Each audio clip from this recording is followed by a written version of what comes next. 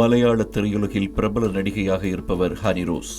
கடந்த 2005ஆம் ஆண்டில் வெளியான பாய் ஃப்ரெண்ட் திரைப்படத்தின் மூலம் இவர் அறிமுகமானார். திருவனந்தபுரம் லாட்ஜ் என்ற திரைப்படத்தின் மூலம் ஹனி ரோஸ் முன்னணி நடிகையானார்.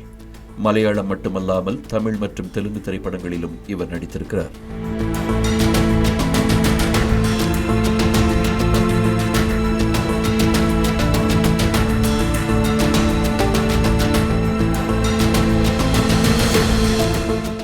தமிழில் நடிகை ஹனி ரோஸ் முதல் கனவே, காந்தர்வன், ஜீவாவின் சிங்கம்புலி, மல்லுக்கட்டு உள்ளிட்ட பல படங்களில் நடித்திருக்கிறார்.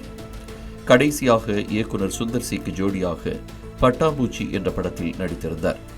தெலுங்கிலும் பாலகிருஷ்ணாவின் வீரசிம்மா ரெட்டி படத்தில் நடித்திருந்தார். இந்நிலையில் கடந்த சில நாட்களுக்கு முன்பு நிகழ்ச்சி ஒன்றுக்கு சிறப்பு விருந்தினராக தன்னை பிரபல தொழிலதிபர் ஒருவர் அழைத்ததாக கூறிய ஹனி ரோஸ் அந்த நிகழ்ச்சியில் தான் கலந்து கொள்ளவில்லை என்றும் கூறியிருந்தார்.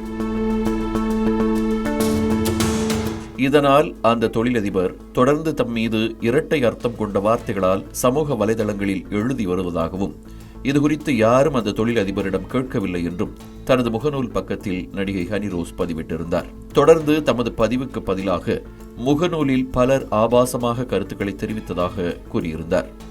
மேலும் கேரள தொழிலதிபர் தான் செல்லும் இடங்களுக்கெல்லாம் பின்தொடர்ந்து வந்து பாலியல் தொல்லை கொடுப்பதாகவும், தனது உடல் அமைப்பை குறிப்பிட்டு ஆபாசமாக பதிவிட்டதாகவும் ஹனி ரோஸ் கூறியிருந்தார்.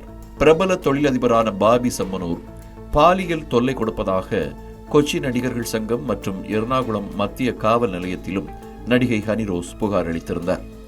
இதையடுத்து பாபி சம்மனூர் உட்பட 27 பேர் மீது ஜாமீனில் வெளிவர முடியாத பிரிவுகளின் கீழ் வழக்கு பதிவு செய்யப்பட்டது. இந்த புகாரை விசாரிக்க கொச்சி சென்ட்ரல் ஸ்டேஷன் காவல் ஆய்வாளர் தலைமையில் சிறப்பு புலனாய்வு குழு அமைக்கப்பட்டது. இந்த புகாரில் முதலாவதாக கும்மளம் பகுதியைச் சேர்ந்த ஷாஜி கைது செய்யப்பட்டார். இதற்கிடையே நடிகை ஹன்சிகாவுடன் தனது புதிய நகைக்கடை திறப்பு விழாவில் கலந்து கொள்வதற்காக கோயம்புத்தூர் செல்ல திட்டமிட்டிருந்த நிலையில் போச்சே என்று அழைக்கப்படும் பாபி சம்மனூர் வயநாட்டில் அவரது சொந்த ரிசார்ட்டில் வைத்து கைது செய்யப்பட்டார்.